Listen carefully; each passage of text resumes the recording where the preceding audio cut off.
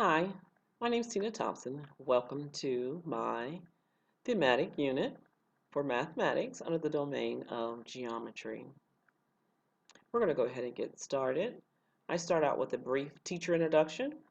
I am an intervention specialist, certified mild to moderate. I am currently teaching students with moderate to intensive learning exceptionalities. Next up top, we go right to the standards for this lesson. 21st century learning, nets for teachers and nets for students.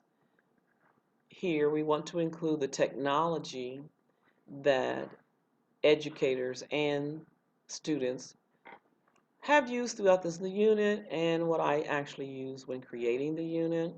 There is a link for the P21 framework. I will list individually the things that I included throughout this lesson. Flexibility and adaptability is important.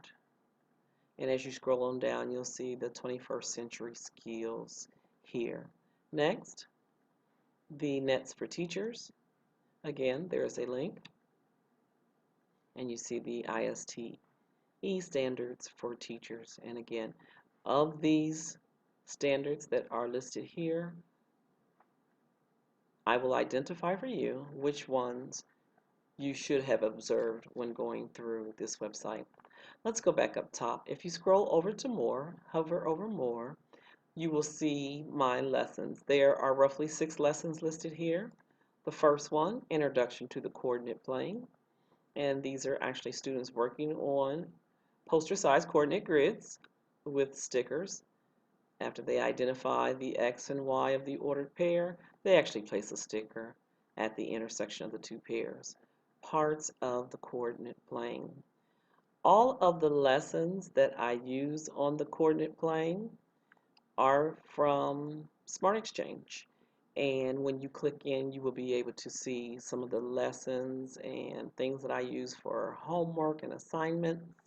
It will take you to my SmartExchange account. You'll be able to see what worksheets I used in the lesson. And as you can see, this is a lot of points, especially for my students.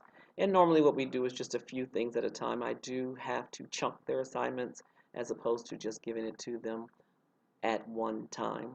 Let's look at lesson 2. It is on ordered pairs. Here again you see the students working with the ordered pairs and placing it on the graph. So let me give you an example of what you'll see when you go to my SmartExchange account. It's going to take you directly there. My name is up top. And if you scroll down, this lesson here, ordered pairs, just click to preview it. There are 11 slides here. It will take you through a look at the lesson. Additionally, on this page also, these are games that the kids play, but it reinforced the concept. This one's on Math Playground. Take a look at the aliens. Basically, they locate the aliens, they press start, and you had to say, where is this guy? Well, he's at -5 and -4, and then they actually put the ordered pairs in here to identify where he was. Same thing, feed the bug was the same concept. Again, if you click on the link, it will take you directly there, and it will give you the opportunity to feed the bug. All right, let's go back up to lessons. Lesson 3 were shapes on the coordinate plane. In my classroom, I put masking tape on the floor to create an X and a Y axis, and the students then selected ordered pairs that I had given to them, and when they stood there and stretched the rubber band, they created a specific shape. So coordinate grid and shapes on the coordinate grid. Again, it will take you into my SmartExchange account. If you scroll down, you see coordinate grid shapes. This one was very lengthy, 28 slides in all. So this was done over the course of probably a couple of weeks, maybe 3. So we did spend a lot of time with shapes on the coordinate plane. A lot of the pages are interactive so that the students not only come up and mark pairs and draw shapes, but it also has videos included within these lessons.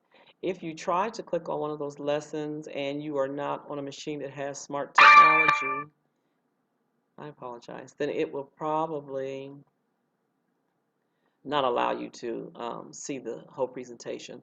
Learn Zillion, I use this to enrich lessons, especially for those who are able. I do have some students who are higher functioning autistic students, and they can go to Learn Zillion, actually see the lesson, play the lesson, and then complete the assignment almost independently with some scaffolding, I would say. Lesson 4, 2D and 3D shapes. And again, these are some of the nets that the students started with and created into 3D shapes. Um, Here, there's a lot of things on Starfall that we use. And again, this would be an assessment for them. And basically, they just match the shape to the picture. Rhombus. They get immediate feedback. Cylinder. Triangle. It gives them time to think it through. Cone.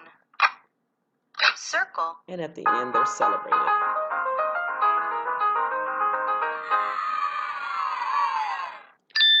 Immediate feedback is important for my students, for all students, but most especially for students with multiple disabilities.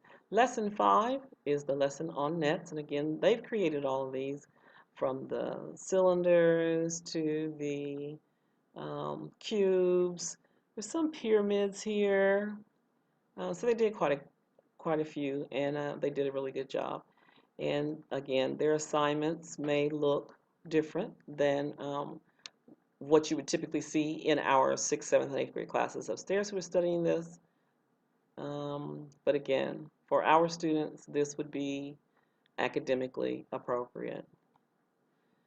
And finally, the next and final lesson is on triangles. Here you see students again, they plotted the points and it should have created a shape. And Smart Exchange Triangle lesson is there for you. In addition, we use BrainPop a lot.